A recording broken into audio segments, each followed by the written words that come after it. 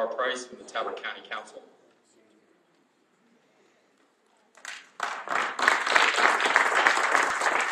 Good evening.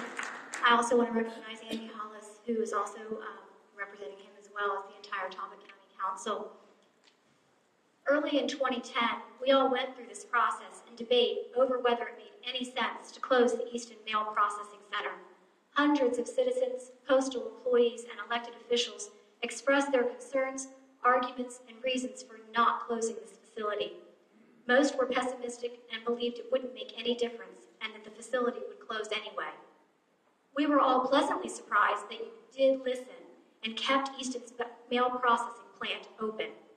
Unfortunately, here we are once more, and we have to go through this entire process all over again. Think back to the arguments given before and remember that nothing has changed.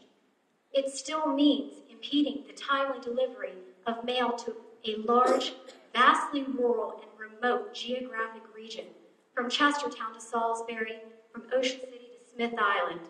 This will result in delaying the delivery of life-saving medications, particularly to our senior citizens, as well as important documents and moving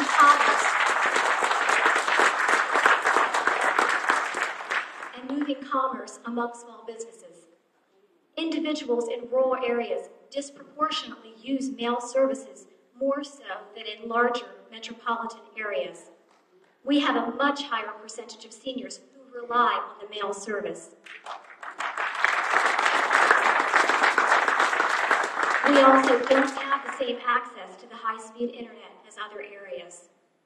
The Eastern Shore is going to grow, and this will decrease mail service to the region. The Maryland Office of Planning expects to increase the population by, well, not the Planning Commission to increase it, but it is going to increase about 30% over the next 20 years, and we have to consider the long-term consequences of closing this facility. This will displace or transfer current workers, many of whom are Eastern Shore natives and would be forced to commute to Baltimore or other Western Shore locations. With the increase in gas prices and the recent increase of the toll on the Bay Bridge, this is a significant financial burden on the workforce and their families. We also, again, request that more than one public hearing be scheduled on this matter. This was not a good night to have this meeting and with the other items that are going on in the Eastern Shore. And it should be at a much more central location, much more convenient to those on the lower shore who are also affected by the proposed closure of the mail processing facility.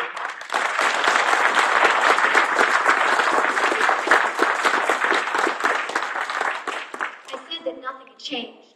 The only thing that has changed are your numbers. There is quite a discrepancy in the amount you claim will be saved through the closure of the Easton facility.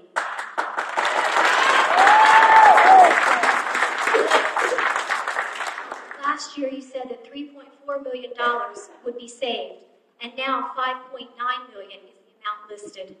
This is a difference of $2.5 million. How can this be? Both studies assume a workforce reduction of about 55 employees. However, the amount of employee savings stated is approximately $2 million higher now. Maintenance savings is also doubled, an additional $1 million saved in maintenance from just a little over a year ago. And additionally, you claim to save an additional $100,000 in transportation, which is actually impossible given the higher fuel costs and the recent toll hikes in Bay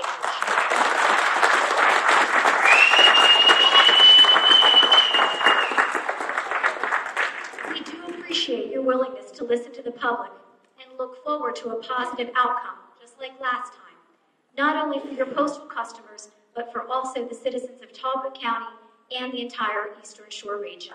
Thank you.